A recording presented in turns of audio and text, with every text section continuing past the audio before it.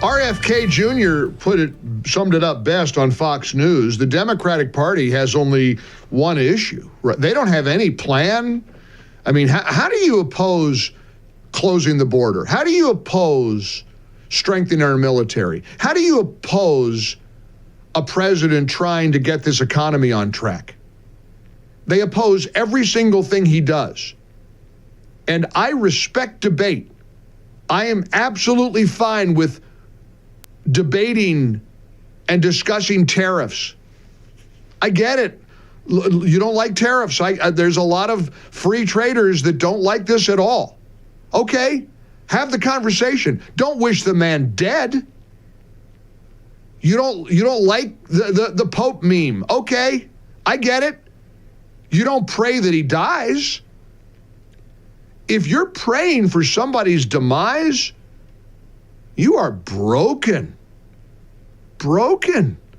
Here's a text from California. Mike, I'm surprised that lady shocked you. I'm in Northern California. There are many who talk that way regularly. It's disgusting. Many are the same imbeciles who worship Luigi Mangione. If you or anyone on the conservative side said anything like that about Joe Biden or Kamala Harris, they'd be calling you evil.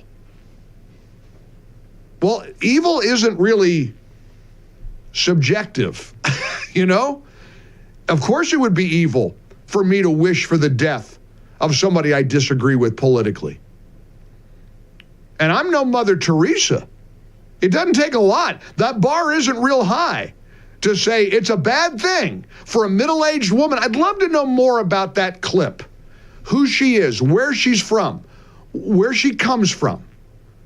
What would compel somebody to talk that way? If you agree with her, I would give anything to talk to you. I really would. I want to know, and I'd warn you in advance. I'll ask you, do you recognize how broken you are? These are broken people. Well, it's the only way to describe it. Here was RFK Jr. on Fox News. Now obviously, other than people like Ilhan Omar, most Democrats aren't going around saying we want Trump to die. But RFK Jr. is right. The only Donald Trump. The Democratic Party that I grew up in does not exist anymore. The party I grew up in was a party of peace. It's now the party of war. It was the party of speech freedom and constitutional rights. It's now the party of censorship. It was the party that promoted women's sports. My uncle, Ted Kennedy, wrote Title IX and considered women's sports sacrosanct. And today, the Democratic Party is trying to dismantle Title IX.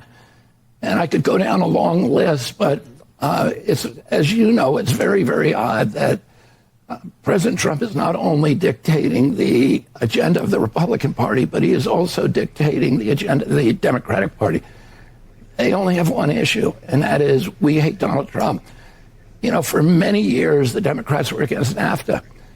And as soon as President Trump said, I'm against NAFTA, the Democrats became pro-NAFTA. And that is true across the board. So I hope in the future the Democratic Party start working on an agenda to help the middle class, to help the American public. But right now, that's entirely the purview of President Trump's agenda.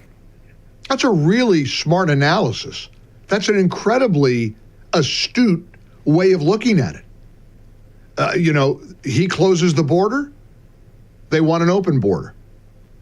He wants to strengthen our military, build more ships. They want less. He wants more prisons. He wants to reopen Alcatraz. Oh, that's terrible. Everything that he's trying to achieve. He wants tariffs to try to get relief from high prices at the grocery store and at the pump. We got to oppose that. But that's the political side. Let me play this clip one more time. We're going to send the clip out. Atlanta, Georgia just said, Mike, are you going to send it on the clip out on the MyPillow text line so that everybody who may not be watching on Salem News Channel today can see it. And we will. And with a nod to Juanita Broderick, we'll give it a good keyword for you. So in just a moment, once Tracy gets it turned around, I'll give you the keyword and we'll send this clip back to you. Here's Philadelphia. Mike, I think there's about 50 million people who think like this lady. Lord, I hope not. I'd like to believe she's an anomaly. Here she is again. This is from X. This is somebody on the side of the road somewhere, I'm sure in a blue city, a middle-aged white woman. And here's what she said to the guy interviewing her about Donald Trump. She's a con artist and a thief, and I hope every day, I wake up every day and pray that he died. Oh, you don't mean that. Absolutely. That's an evil thought to say, though. I say it. Don't you want to win based on winning the argument instead of his death? I want him to be gone out of our hair and our country. He is destroying the entire world. Do you know? How did you feel when they missed him with the bullet? Wait a minute. Do you know? I was pissed. Oh my God, I was pissed. And some man lost his life over it. Yeah. Some man that nobody even talks about lost his life. Well, we talked about. He was brought on stage. His jacket was brought on stage at the RNC. Oh, and hey. So we do talk about it as Republicans. It wasn't a person that shot him.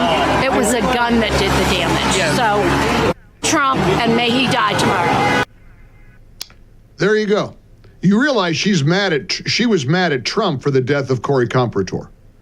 Instead of blaming the would-be assassin and the murderer of Corey Comprator, she blames Trump,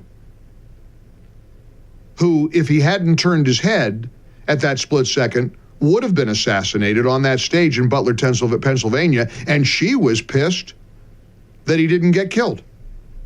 Her words, not mine, pissed. Skip in St. Petersburg, Florida. Skip, welcome to the Mike Gallagher Show. Hello. Skip, you there? I'm here. Go right ahead, sir. Mike, you cannot have a debate with people like this. You're wasting your time. These women, nuts, Maxine Waters, wannabes. I'm afraid because if you're a member of the Democratic Party, you have to vote in lockstep right down the line. And this is what they're talking about. Right. This is all they're talking about. And I believe the Democratic Party does not like America, and they want it to fail. Do you think, I want to go back to something you said about these crazy, you use the word kooks or screwballs. Do you think it's mental illness, or is it deeper than that? No, I think it's just pure hatred. Hate is a stronger emotion than love. Yeah. You're right. I mean, I struggle with that too. I wonder, because I want to just dismiss her as saying she's mentally ill. She's got to see a psychiatrist. She's got to go to a pastor. She's got to go to a rabbi. She's got to talk to somebody about how messed up she is. But she's not alone. That texter is right.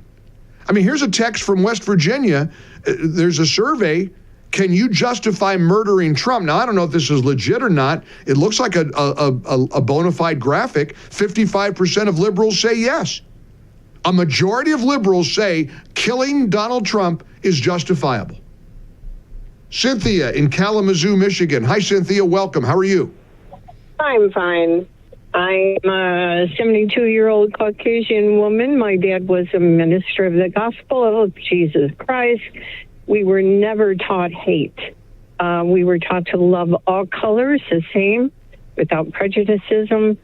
I was raised near Chicago, and I love all people. So having said that, even our Democratic presidents in the past, we never wished dead. In fact, my prayer group prayed for the previous president of the United States. We don't have hate in our heart. No, we said that very many times, Cynthia. In fact, I said often on this show, we pray for the safety of all of our leaders, including Joe Biden, including Kamala Harris. I wouldn't want one hair on their heads harmed. But look, the media does play a role in this. Let's just face the inevitable here. when you have, I watched ABC World News Tonight last night. The contempt they have for this president is palpable. And when you regurgitate the same talking point over and over and over again, this maybe is an inevitable byproduct of that. I don't know. I mean, I'm at a point where I go back to the caller from St. Pete, Skip, who said, you can't talk to these people. But I want to. I want to have a conversation with somebody to say, what in the world has led you to this dark, dark place in your life? What could have possibly led you to such wickedness? And it is wicked. If somebody called this show and said, during the Biden era, I pray every day that Joe Biden would die, and I'm mad that somebody tried to kill him and they missed, I would say, you got to repent. That is wicked, that is evil, that is awful, that is wrong. Why can't they see it? These are supposedly smart people. I'll be very personal here. I've got people in my personal life who I have been, frankly, devastated at how they've turned on me as if it's a surprise that I wouldn't vote for Kamala Harris. Like that shocked them. Some of them have known me all my life, 25 years. And they're enraged that the majority of Americans voted for this guy. They can't believe it. And they're turning on the people who have. And it's like, I look at these people and I say, I thought I knew you. I thought you were better than this. And it breaks my heart. It does. It's hurtful.